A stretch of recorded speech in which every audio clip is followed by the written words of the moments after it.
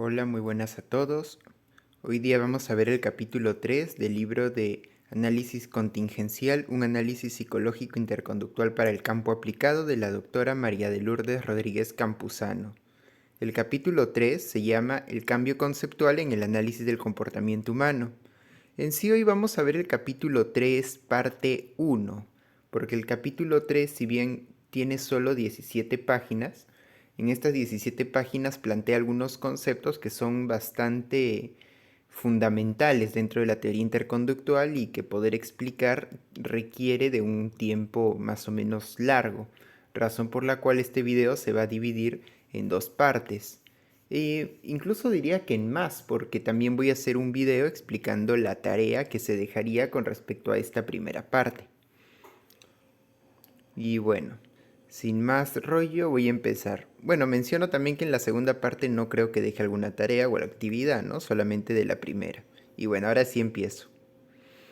Lo primero que vemos es la definición de interconducta, que es una interacción, o sea, una acción mutua o recíproca, entre patrones de actividad de un organismo completo y elementos ambientales. Estos pueden ser físicos, biológicos o sociales. Y estas interacciones se dan en el transcurso de su vida individual, claro, del organismo completo. Esta definición de conducta como interacción borra la distinción entre lo interno y lo externo, ya que decir esto es conducta interna, esto es conducta externa, o esto es un evento psicológico interno, esto es externo, factores psicológicos internos o externos, eso pierde sentido. En todo caso, podríamos hacer alusión a lo interno simplemente como fisiología y lo externo como ambiente, pero no como psicológico, ya que lo psicológico es interacción o relación, si se quiere decir. Aquí vamos a ver esto que estábamos viendo ya en el capítulo anterior, cómo los factores disposicionales, es decir, los factores situacionales, ambientales y orgánicos, y la historia interconductual va a influir sobre el comportamiento en un episodio psicológico específico. Este episodio psicológico vendría a ser la función estímulo-respuesta. Entonces, vamos a entender que la interconducta es una red de relaciones entre ocurrencias y disposiciones. Las ocurrencias vendrían a ser como la morfología de conducta que se da puntualmente en episodios conductuales específicos. Es decir, si nosotros de todo lo que, o sea, la conducta de un individuo es continua, o sea, uno nunca deja de comportarse.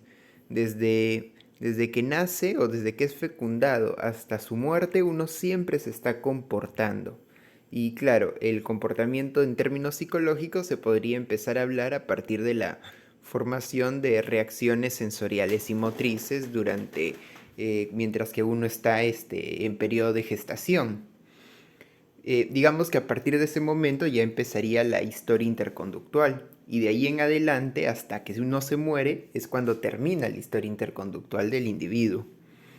Entonces, podemos ver de que el comportamiento es continuo. Pero en este comportamiento continuo podríamos analizar algunos episodios de conducta, algunos momentos específicos, y en esos momentos específicos describir acontecimientos específicos, es decir, ocurrencias, estímulos y respuestas puntuales que se van dando. Eh, de esa forma podríamos decir, alguien está saltando, está corriendo, está que golpea, patea, pestañea, cierra los ojos, está de repente que se toca la cabeza, que huye de algo. O sea, son como acciones concretas, puntuales que se hace ante estímulos. O sea, se hace la descripción muy detallada y rigurosa de los estímulos y las respuestas. Esto vendría a ser la morfología de conducta. Una descripción muy detallada de las actividades que un individuo realiza ante estímulos, ¿no? Y describiendo también los estímulos, evitando ambigüedades y, y bueno, si es posible, precisando parámetros cuantificables o variables medibles, ¿no? En el caso de las disposiciones, estos no son exactamente como las ocurrencias, ya que las disposiciones son variables o factores de estado o tendencia que probabilizan interacciones. Es decir, las disposiciones como tal no son ocurrencias, sino que es más bien una disposición, o sea, como una tendencia a que ocurra algo. En ese sentido, vamos a ver en la siguiente diapositiva algunos ejemplos. Aquí vemos, por ejemplo, el de ebriedad. La ebriedad no es una acción, no es una ocurrencia que se realiza en momentos específicos, sino que es más como una disposición. Una persona cuando está ebria tiende a realizar diferentes acciones como parte del mismo estar ebrio.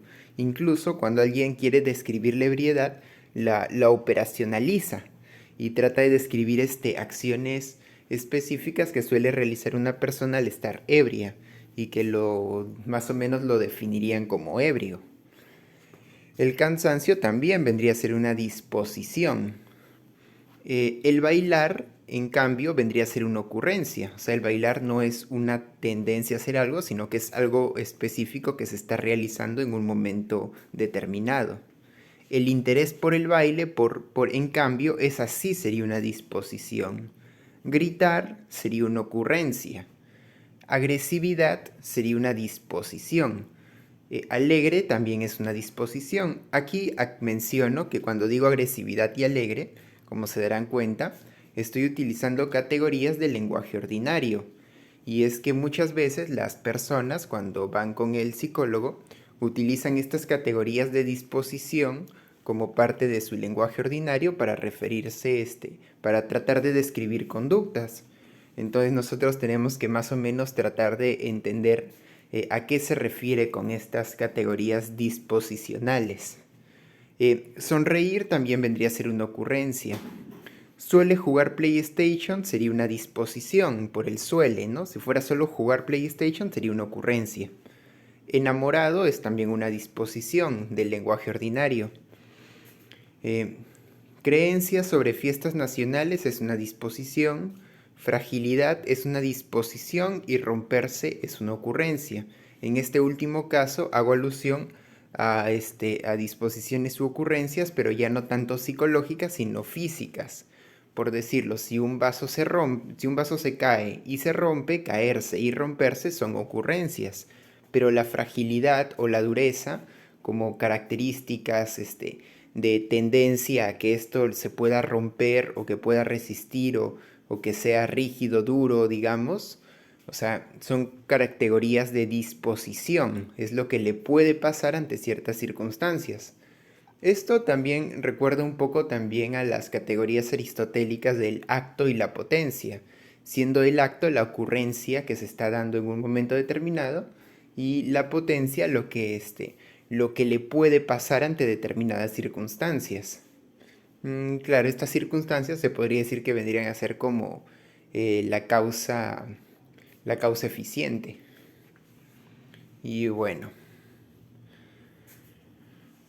habiendo visto eso, vamos a ver algunas disposiciones individuales. En términos de psicología, nosotros utilizaríamos otros términos, no tanto del lenguaje ordinario, sino como que puentes, que vendrían a ser el de competencias, inclinaciones, propensiones, tendencias, criterios morales o sentimientos morales y estilos interactivos, que también son categorías disposicionales, un poquito más del lenguaje psicológico. Estos los vamos a profundizar en posteriores sesiones, pero como para que tengan una idea más clara de lo que son las disposiciones, los voy mencionando. Ahora, lo siguiente que quiero que vean es este esquema que ya lo hemos visto varias veces, esto de el continuo conductual, donde vemos en primer lugar la evolución inorgánica, que sería la evolución de la materia, luego de la materia inerte, luego la evolución filogenética y la maduración orgánica, que ya sería el devenir de una especie y de organismos vivos particulares. Estos serían ya cambios a nivel fisiológico y también en parte ecológicos. La historia interconductual, que ya sería más de la evolución de disposiciones y funciones individuales, y la evolución cultural, que ya sería del medio de contacto convencional, siendo la historia interconductual la que nos compete a nosotros como psicólogos, o sea, por decirlo, nuestro objeto de estudio. A este de acá vamos a ver cómo le podemos hacer un corte y a este corte le vamos a denominar campo conductual o campo interconductual. Va a ser una cosa media así lo que nos va a quedar. Vamos a ver de que aquí estarían los medios de contacto, los factores disposicionales y en el centro estaría pues la historia interconductual con un estímulo que sería el cuadradito verde y la respuesta que sería el circulito rojo o bueno, rosado más o menos. Vamos a tener en cuenta de que este campo conductual o campo interconductual es una fracción del continuo conductual, o sea, de todo ese continuo de actividad que nosotros realizamos constantemente, no solo como individuos, sino también ya en colectivo también. Nosotros le vamos a tomar este fraccionamiento y bueno, nosotros no vamos a entrar en la parte individual, o sea, en la parte psicológica, que vendrían a ser la función estímulo-respuesta y los factores disposicionales. Y ya los aspectos que ya son más propios de otras ciencias, como la física, química, la ecología o las ciencias sociales, lo vamos a ver más como medios de contacto. Aquí la parte de función estímulo-respuesta lo vamos a entender como una interacción central entre los actos de un organismo y estímulos. Los factores disposicionales como factores periféricos que probabilizan la función estímulo-respuesta. Es decir, se puede decir que la función estímulo-respuesta sería un episodio psicológico, un evento psicológico, y los factores disposicionales, elementos que facilitan, dificultan, interfieren o probabilizan, eh, o incentivan o desincentivan estas interacciones, estas funciones estímulo-respuesta. Por otro lado, los medios de contacto son condiciones ambientales generales que posibilitan el contacto entre los estímulos y las respuestas. Es decir, sin medios de contacto no hay contacto.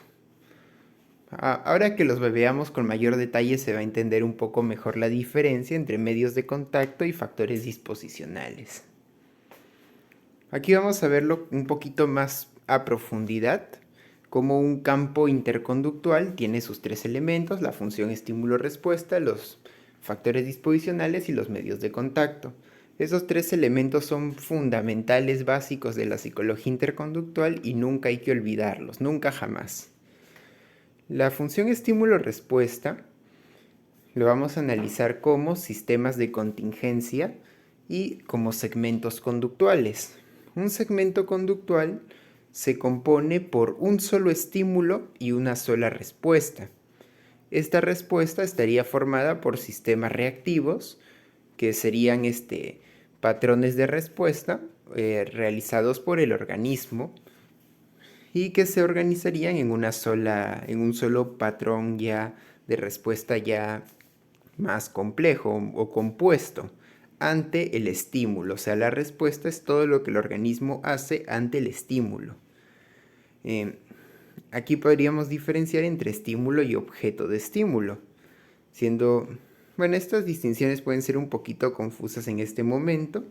Podríamos, para dar una idea, decir de que a veces el objeto de estímulo y el estímulo se pueden entender como lo mismo, pero en ocasiones se puede decir que un estímulo estaría compuesto por varios objetos de estímulo o que se puede entrar en contacto con un estímulo sin directamente entrar en contacto con el objeto de estímulo, como podría ser al oler algún aroma proveniente de algo sin haber visto ese algo de donde proviene ese aroma, ¿no? O sea, hueles un pollo un pollo a la brasa y solamente entraste en contacto con el olor sin ver el pollo, ¿no? De dónde proviene el olor. O sea, el estímulo sería como una fracción en este sentido del objeto de estímulo.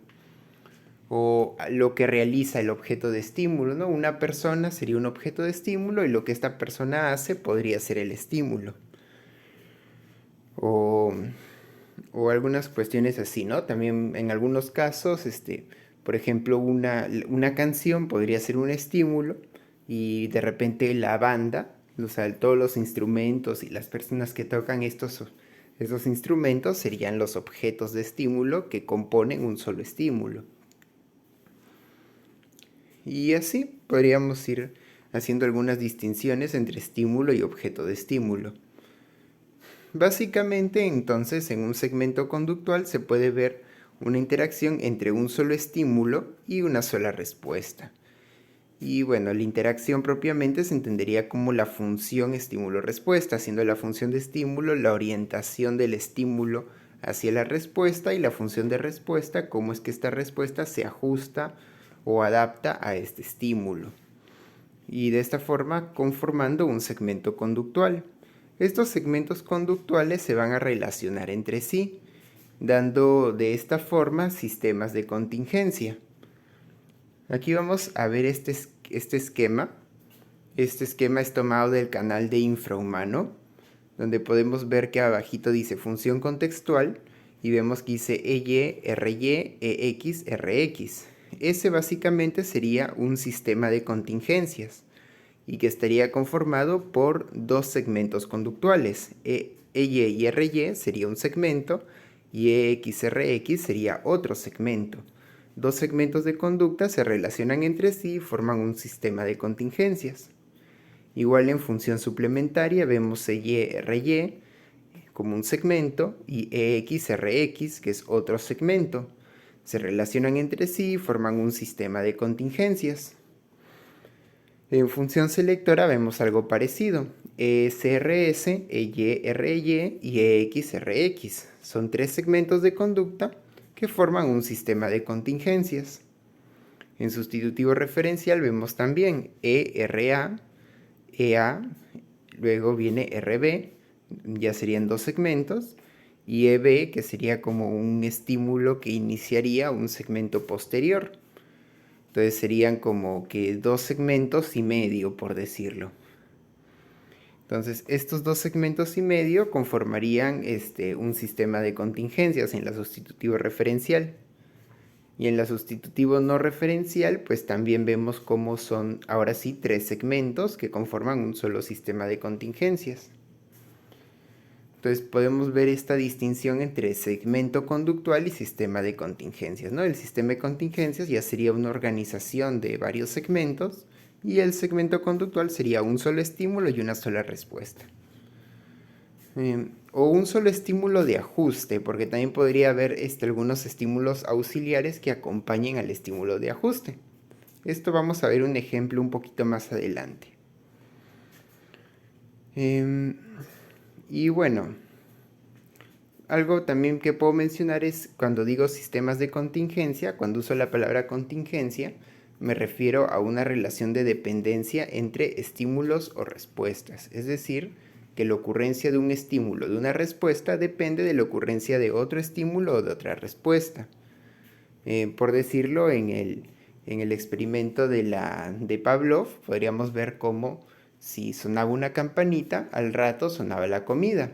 Entonces había una dependencia en la que si no sonaba la campanita, no se le presentaba la comida. O sea, solamente ocurría esto si primero pasaba esto. Entonces, estas relaciones serían de dependencia. El ver que cada vez que pasa esto otro. O también algunas ocasiones en las que alguien realiza una actividad, como por ejemplo poner un huevo en una sartén y esto te genera un huevo frito. Entonces esto sería como el acontecimiento huevo frito depende de que tú pongas un huevo en sartén. Entonces vemos la relación de dependencia entre este estímulo y esta otra respuesta.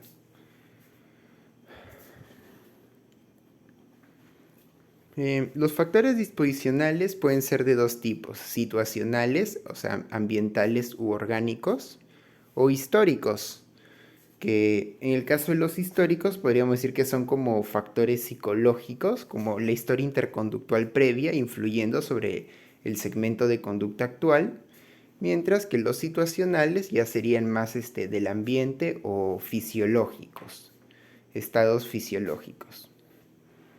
Por otro lado, los medios de contacto son de tres tipos, físico-químicos, ecológicos y convencionales. Físico-químico es más que nada que permite el contacto, digamos, de tipo sensorial, como podría ser la luz para poder ver, el aire para poder oír u oler, El, el, este, en el caso de que uno esté sumergido bajo el agua, podría ser el agua, ya que veríamos y oiríamos a través del agua. O incluso en el caso de algunos animales terrestres, como los gusanos, podría ser la tierra, ya que captaría la presencia o acontecimientos de estímulo a partir de la misma tierra, ¿no? Por ejemplo, está lloviendo, si entre la tierra húmeda y entonces el gusano pues como que lo relacionaría, ¿no? Más o menos es un poco esta la idea. Entonces, también en algunos casos la gravedad, ya que la gravedad permite sentir el peso de algunos cuerpos. Y bueno, ¿no? Eso sería básicamente la idea de medio de contacto físico-químico. En el caso del medio ecológico se daría más que nada en animales que no presentan lenguaje, ya que en el caso humano que presentamos lenguaje se daría el medio convencional. El medio ecológico en animales serían, por ejemplo, relaciones simbióticas, relaciones claro, de simbiosis, parasitismo, depredación, relaciones de ese tipo, relaciones ecológicas. También abarcaría cuestiones como formas de organización social entre miembros de una misma especie o de diferentes especies. Por ejemplo, en el caso de las abejas que se organizan en una colmena y tienen como que cada una realiza diferentes trabajos, o formas de comunicación en animales, como en el mismo caso de las abejas que se comunican mediante danzas. Todo esto vendrían a ser los medios ecológicos.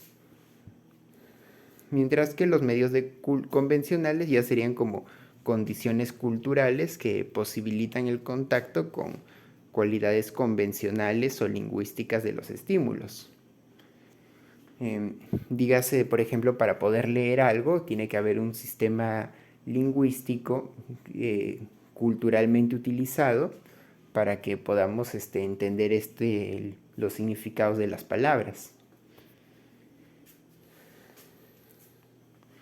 Ahora viendo eso vamos a ver aquí un ejemplo. Por ejemplo aquí dice segmento conductual. Félix levanta pesas. Aquí Félix sería el organismo que responde. El estímulo serían las pesas y la respuesta levantar las pesas. Recordemos que la respuesta siempre de lo siempre va a ser realizada por el organismo.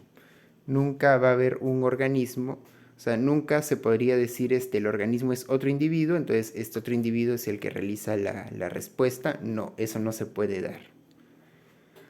Ahora tenemos que la función de estímulo sería la oportunidad para ejercitar, que en este caso vendría a ser lo que las pesas le señalizaría a Félix, o sea, la ocasión de responder que le estaría señalando.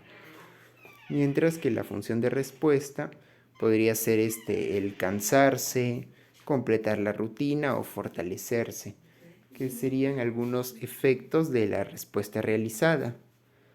En el caso de los factores disposicionales, que pueden ser ambientales, podemos ver en el caso de que tenga una ropa cómoda para ejercitar, que tenga una toalla, que esté en un gimnasio, con una botella de agua, la temperatura del lugar, que pueden influir en el desempeño que éste pueda tener. Por otro lado, los factores situacionales orgánicos como la fuerza física suficiente o el sudor, que estarían influyendo en que pueda levantar la pesa, pero ya no serían del ambiente, sino del propio organismo. En el caso de la historia interconductual, aquí vemos factores disposicionales individuales, como el interés por un estilo de vida saludable y su interés por la aceptación social y la habilidad con la técnica de levantamiento de pesas. Esto permitiría precisamente que el individuo pueda realizar la actividad a partir de su historia previa. O sea, son como que disposiciones conductuales que se han venido desarrollando a partir de episodios psicológicos o episodios conductuales anteriores. Los medios de contacto, como por ejemplo el físico-químico, aquí sería la gravedad, ya que sin gravedad no podría levantar la pesa o sentir su peso. Mientras que el convencional serían de repente cánones de belleza o sistemas de conocimiento sobre la actividad física y la salud. ya que estos le dan como que son condiciones supraindividuales de la sociedad, pero que le dan sentido a esta actividad de levantar pesas. Aquí vemos otro segmento conductual que es Jaime frena su carro ante un semáforo rojo. Aquí el organismo sería Jaime. El estímulo, pues el estímulo de ajuste sería el carro frenado, que es lo que ha realizado Jaime. Y el semáforo en rojo sería un estímulo auxiliar que señalizaría en qué momento operar sobre el carro. O sea, que en este caso Jaime, su respuesta se ajusta al carro y el semáforo sería un estímulo que acompaña al carro. En este caso, frenar su carro sería la respuesta. La función de estímulo sería señalar el momento de frenar el carro y la función de respuesta evitar accidentes o multas. Aquí vemos algunos factores situacionales. Ambientales pueden ser otras personas en la calle o una patrulla cerca, la pista, ya que podría darse el caso de que si no estuvieran estos elementos, pues no realizaría la actividad. Aquí hay que tener en cuenta que los factores situacionales tienen que influir sobre la actividad, o sea que tienen que ser factores que podríamos ahí ir manipulando, ¿no? Sacando alguno u otro y pensar, digamos, qué pasaría si este factor no estuviera. Y de esa forma tratar de pensar en cuál tiene más o menos peso. Es para que la interacción se dé. O sea, cómo influyen en la conducta. Son factores periféricos pero que influyen.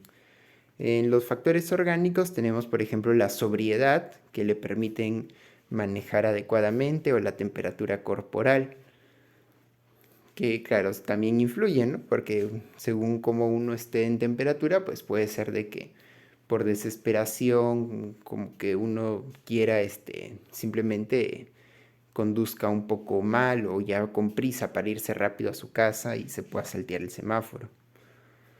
En historia interconductual tenemos disposiciones individuales de haber pasado cursos de capacitación, que serían como que los episodios conductuales previos a partir de los cuales se formó la habilidad para manejar y el conocimiento de las reglas de tránsito.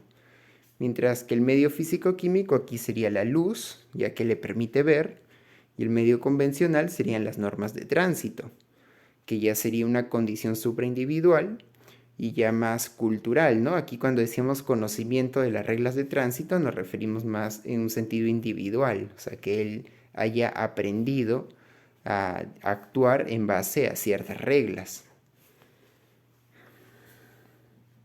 Y bueno, habiendo visto este ejemplo, ahora sí vamos a ver esta parte de explicación. ¿En qué consistiría una explicación desde este punto de vista interconductual? Podemos ver que aquí la explicación no es causal o lineal, sino que consiste más bien en la identificación de los elementos en interacción con distintos pesos explicativos, más o menos lo que mencionaba, ¿no? De poder manipular algunos, o sea, si se hace experimentalmente, podríamos manipular factores o parámetros para ver, digamos, qué pasaría si el individuo hiciera esto, pero ante esta condición, si sacamos este elemento, si agregamos esto, y de esa forma ver cuáles tienen mayor influencia en que todos los elementos se organicen de una determinada manera. Por otro lado, claro, esto sí es a nivel experimental, ¿no? Si es más a nivel, por ejemplo, de psicología aplicada, a veces se hace más por simplemente imaginar, ¿no? O sea, como imaginar qué pasaría si hiciéramos esto, si hiciéramos el otro. A veces en psicología aplicada no se tiene la oportunidad de comprobar todo lo que uno supone, pero más o menos podríamos como que ir indagando y tal vez por entrevista, como que o por observación ya no inducida, sino simplemente de lo que pase naturalmente en el entorno del individuo, podríamos ir sacando algunas conclusiones. Y bueno, pero básicamente es esto, ¿no? Simplemente analizar, describir los elementos que componen una interacción y luego ver cuáles son los más significativos en que estos elementos se organicen de una determinada forma. En eso consistiría la explicación y bueno, también se agregaría la posibilidad de responder a situaciones complejas. Esto último de complejidad lo vamos a ver a continuación. Con el concepto de desligamiento funcional. Aquí en la teoría de Emilio Ribes se plantean 5 niveles de desligamiento funcional. Está la función contextual, la función suplementaria, selectora, sustitutivo referencial y no referencial. Hace un momento, cuando hablamos de los sistemas de contingencia, mencionábamos estas categorías. Y es que estos son, por decirlo, los procesos psicológicos a partir de los cuales se formarían las disposiciones conductuales.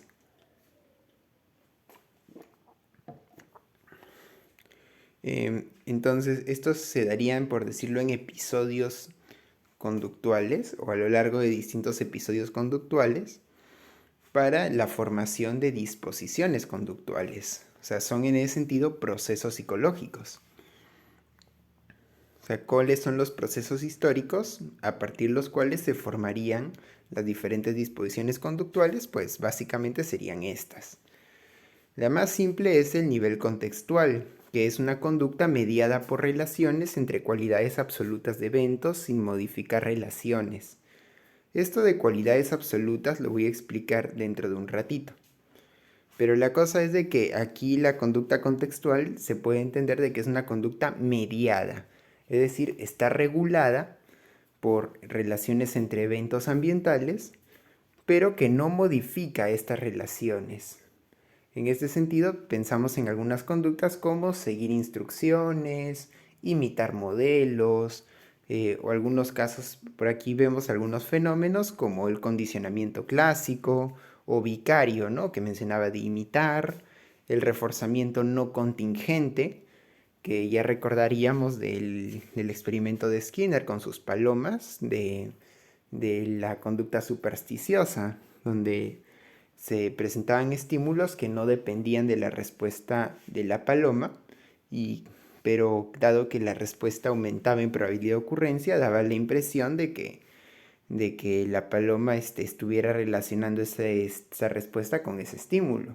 Pero en realidad, dado que la respuesta que el estímulo no dependía de la respuesta, se diría que es no contingente.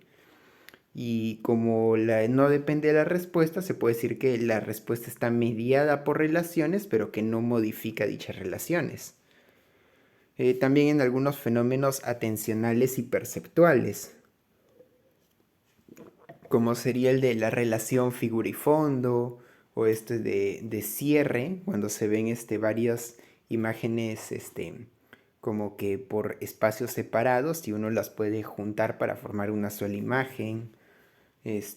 O esta relación de proximidad, ¿no? De si tú ves algo de cerca lo ves grande, si lo ves de lejos se ve más pequeño, pero tú igual reconoces que es del mismo tamaño a pesar del cambio en tamaño aparente. Entonces, esto también sería función contextual, ya que es conducta regulada por relaciones entre eventos, pero sin modificar estas relaciones. Habrían otros fenómenos más que encajarían dentro del concepto de conducta contextual. Aquí vamos a ver algunos ejemplos como imita los pasos de baile de un modelo en un tutorial, sería función contextual ya que solamente repite, o seguir un tutorial de instalación de un programa, también pues, sería contextual, o comprar los productos que aparecen en comerciales de Messi. O aquí creo que más que comprar, se podría modificar y poner más que comprar sería ir a comprar. Porque cuando uno compra, pues estaría como que regulando la conducta del vendedor. En cambio, si es ir a comprar, sería más como que, claro, ahí no estaría regulando, ¿no? Entonces quedaría en contextual. Pero la cuestión es esta, ¿no? O sea, uno como que asoció la imagen de Messi con el producto, entonces lo compra el producto. En el caso de seguir un tutorial, pues simplemente estaría siguiendo las reglas dadas por quien está en el video. Entonces, ahí sería también función contextual. O imitar los pasos de baile también simplemente es contextual, imitas nada más. En el nivel suplementario, ahí sí hay una conducta mediadora de relaciones entre cualidades absolutas de eventos.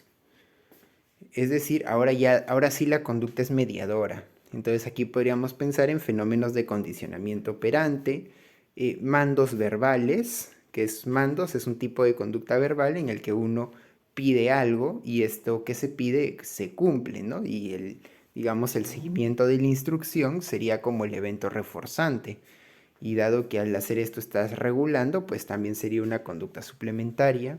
Y la discriminación condicional, que sería, por ejemplo, en el mismo ejemplo que dimos en antes del semáforo, de cómo uno opera sobre cierto estímulo, que según la teoría operante sería discriminativo, y luego, pero se ve, digamos, que si yo realizo esto ante este otro estímulo, que sería el semáforo en verde, hago esto, pero si el semáforo está en rojo, hago esto otro. Entonces ahí uno va discriminando en qué momento hago una cosa y en qué momentos hago otra cosa. Eso se llama discriminación condicional y también estaría en el nivel suplementario. Aquí podemos ver algunos ejemplos como orienta los pasos de baile de su pareja para hacerla sonreír. Sería un ejemplo de función suplementaria ya que regula la conducta de su pareja y las relaciones entre lo que ella hace, ¿no? Entre sus pasos y su sonrisa. Pedir que me hagan un tatuaje también sería función suplementaria. O mandar a comprar pan por la mañana. Claro, mandar y que te lo traigan, ¿no? Porque si no, pues no sería suplementaria, ya que no estarías regulando realmente, sino estarías intentando regular, pero no lo estarías logrando. Ahora sí vamos a ver en la función selectora, donde ya es conducta mediadora de relaciones entre cualidades relativas de eventos. Esto de relativo puede ser un poco confuso o nuevo. ¿Y a qué me refiero? Porque antes mencionaba, ¿no? El suplementario y contextual era cualidades absolutas. En cambio, en el selector son cualidades relativas. Y es que, a ver, para dar una idea. En suplementario, por ejemplo, cuando veíamos lo del semáforo, veíamos que el semáforo en verde tenía la función de indicar que avances, ¿no? O sea, como que te permite avanzar, mientras que en rojo te dice no avances. En el caso de la luz amarilla, esta en ocasiones indica avance cuando ha estado en verde y va a pasar a rojo. Bueno, no te dice avance, te dice ahorita vamos a pasar a rojo, que es cuando ha estado en verde. O en ocasiones la luz amarilla dice ahora vamos a pasar a verde, que es cuando ha estado en rojo. Entonces te alerta para que tengas cuidado de este cambio de luz. Pero siempre es de la misma forma ante las mismas circunstancias. En ese sentido son cualidades absolutas, porque siempre cumple la misma función. En cambio, vamos a ver que en el nivel selector se da entre cualidades relativas, ya que es necesaria una comparación. ¿Cómo es esto? Vamos a ver aquí, por ejemplo, los fenómenos de igualación a la muestra de primer y segundo orden o la coordinación entre tres o más individuos. Primero vamos a ver lo que es la igualación a la muestra. La igualación a la muestra implica diferenciar criterios de comparación entre estímulos con múltiples cualidades. Por ejemplo, aquí vemos igualación a la muestra de primer orden y vemos una luz, bueno, vemos ahí un estímulo muestra que es de color rojo y tres estímulos de comparación, un circulito rojo, un rectángulo amarillo y un circulito verde. Entonces yo les pregunto, ¿cuál sería de estos estímulos de comparación, cuál es el que concuerda con el estímulo muestra? Ahí muchos podrían plantear que el circulito rojo, pero podrían estar equivocados, ya que el circulito rojo solamente concordaría si es que yo defino que el criterio de comparación es el de identidad, o sea, que sea el que es idéntico. Si yo planteo como criterio de comparación el de semejanza, pues el estímulo de comparación correcto sería el circulito verde. Pero si planteo como criterio de comparación el rectángulo amarillo, pues entonces la diferencia entonces sería el rectángulo amarillo.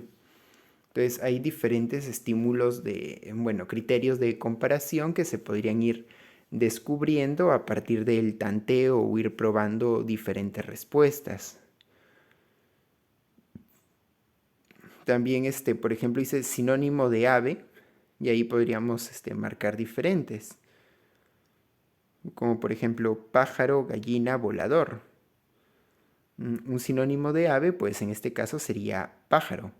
Te estoy dando un criterio que es sinonimia y tratamos de evaluar cuál es el de estos estímulos el que cumple con este criterio con relación al estímulo muestra, que es ave. Entonces vemos si los tres estímulos de comparación y tomamos el pájaro. También tenemos aquí, ¿no? Antónimo de terrestre. El estímulo muestra sería terrestre y el criterio de comparación sería antónimo. Los estímulos de comparación serían pez, pájaro y volador. Entonces, antónimo de terrestre en este caso sería volador. En el caso de igualación a la muestra de segundo orden, podemos ver de que aquí tenemos estímulos selectores, un estímulo muestra y varios estímulos de comparación. Entonces, aquí yo sacaría que el estímulo correcto es el triangulito blanco. ¿Y de dónde saco eso? Pues porque arriba, entre los dos hexágonos, se da un criterio de igualdad o de identidad. Entonces yo asumo que la relación entre el muestra y de comparación podría ser de identidad, aunque no necesariamente, ya que podría darse el caso de que yo decida poner, digamos, a ver, si arriba es identidad, entre el muestra y de comparación sería de repente de diferencia. Si arriba es de diferencia, aquí sería de igualdad. Y si arriba es de semejanza, abajo también de semejanza. Y ahí tendrían que estar tanteando, probando diferentes opciones hasta descubrir cuál es el criterio de comparación que se estaría dando. Ya a lo largo de diferentes ejercicios que se podrían ir dejando con su respectivo feedback, ¿no? Aquí se daría como un estímulo consecuente, por decirlo, que te estaría señalizando si te equivocas o si aciertas, para que de esa forma descubras cuál es el estímulo de comparación o cuál es el criterio de comparación, ¿no? Acá abajo ponemos otras formas, como dice, botón es a chompa, como cierre es a camisa, casaca o polo. Pues probablemente sea casaca. Entonces acá vemos botón y chompa, serían los estímulos selectores, cierre, el estímulo muestra y camisa, casaca y polo serían los estímulos de comparación. Al comparar botón y chompa, los estímulos selectores, determino cuál es el criterio de comparación y luego comparo cierre, el estímulo muestra, con los estímulos de comparación para ver cuál es el que concuerda. Acá hay otro, ¿no? Dice, botón es a costura como pincel es a pintura. Igual dice lo mismo, ¿no? Botón lo comparé con costura y luego pincel lo comparé con pintura. Y de esa forma determiné cuál sería el estímulo. Podemos ver entonces de que hay varios criterios de comparación, ¿no? El idéntico, diferencia, semejante, pero también podría ser sinonimia, paronimia, antonimia, homonimia, mayor, menor, congruencia, en sentido matemático, digo congruencia en este caso, aproximado, anterior, posterior, parte, todo, grupo, subgrupo, causa, efecto y otras más.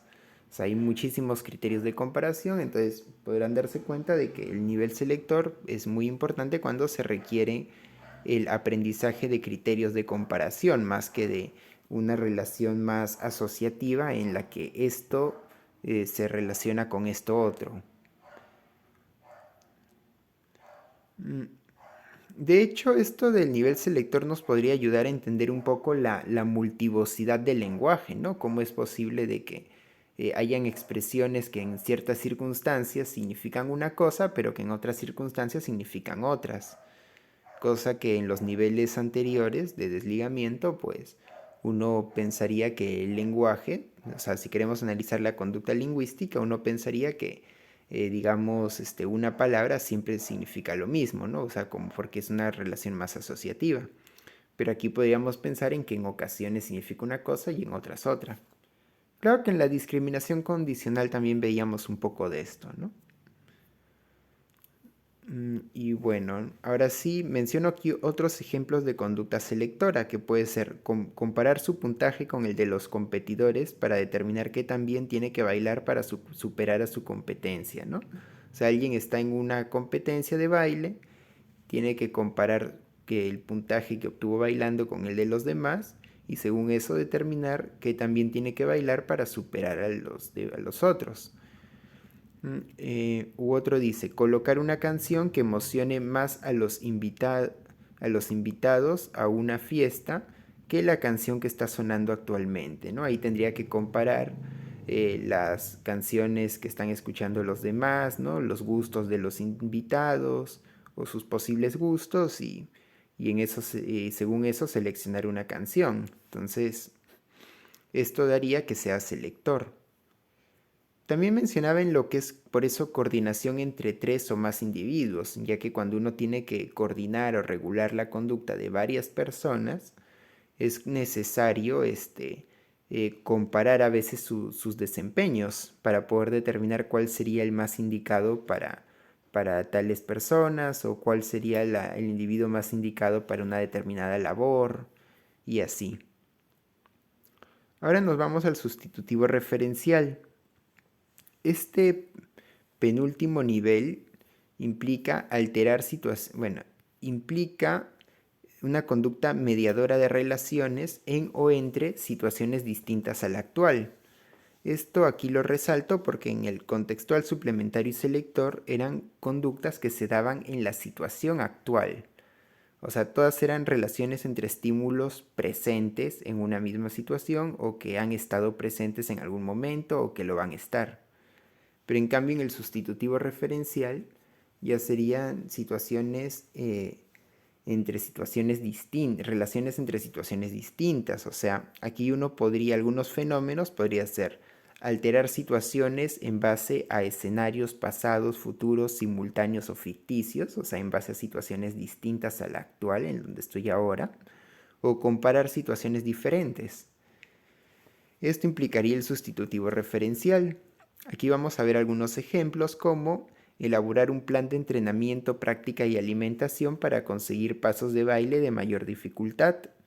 O, por ejemplo, contar un final alternativo a la película del Hombre Araña. Ese también sería sustitutivo referencial, ya que en estos casos estás alterando situaciones. Uno, piensas en una situación futura, ¿no? Actúas como si estuvieras en esa situación, como que digamos, o sea, y lo relacionas con la situación actual y posteriores situaciones para ir planificando un programa a largo plazo.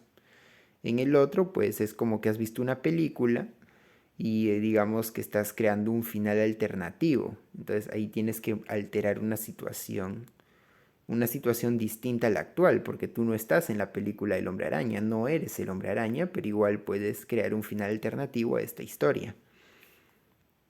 Podemos relacionar en ese sentido el sustitutivo referencial un poco como con conducta narrativa, tal vez. Y bueno, el último ya sería sustitutivo no referencial, que sería conducta en o entre sistemas de análisis, evaluación o justificación.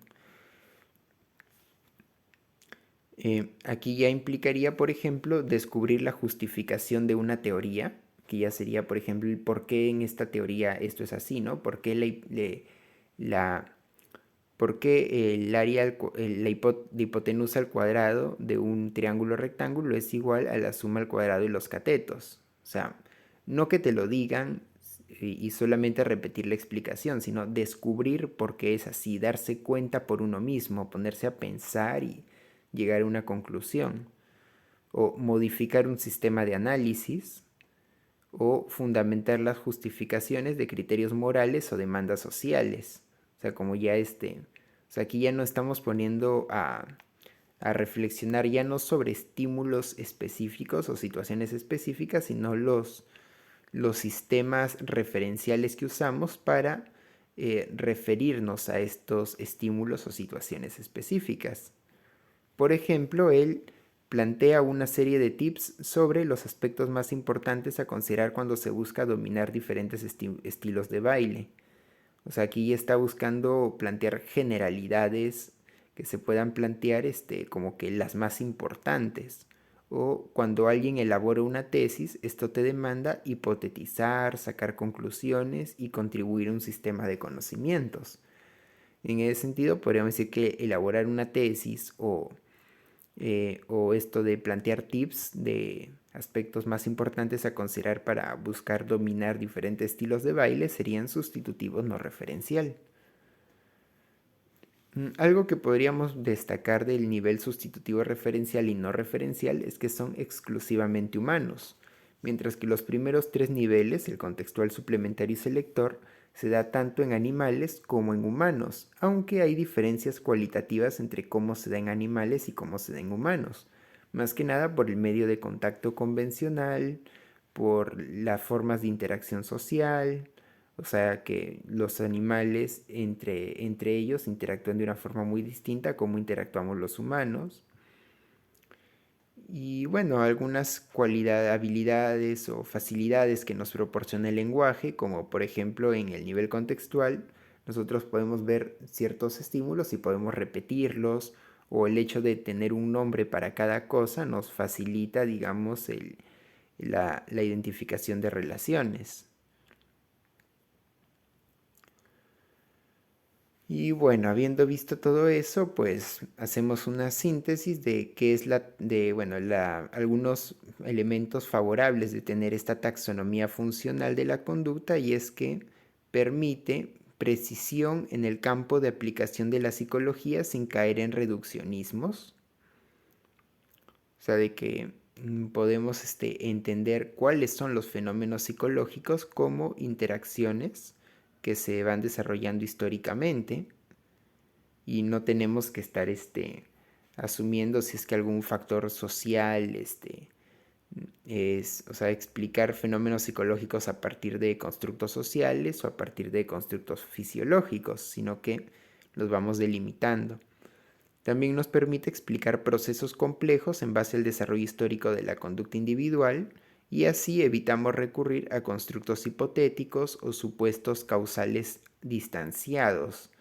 O sea, como decir este estímulo siempre es estímulo influyendo sobre respuesta, y si estímulos del pasado influyen sobre respuestas futuras es porque la información se almacena, ¿no? Eso no es algo esto es algo que se rechazaría y se plantearía más un desarrollo histórico de las interacciones. La taxonomía funcional nos permite descubrir nuevos fenómenos psicológicos que tal vez en una teoría anterior como la del condicionamiento no habían podido ser analizados. También nos permite establecer diferencias cualitativas en el comportamiento para una psicología del desarrollo y una psicología comparada, cosa que ya habíamos visto anteriormente en el capítulo previo, y relacionar fenómenos psicológicos con fenómenos sociales y ecológicos, precisamente ya que podríamos ir relacionando, ¿no? O sea, cómo se vinculan los medios de contacto con cada nivel de desligamiento. Y bueno, eso sería todo este video. Gracias.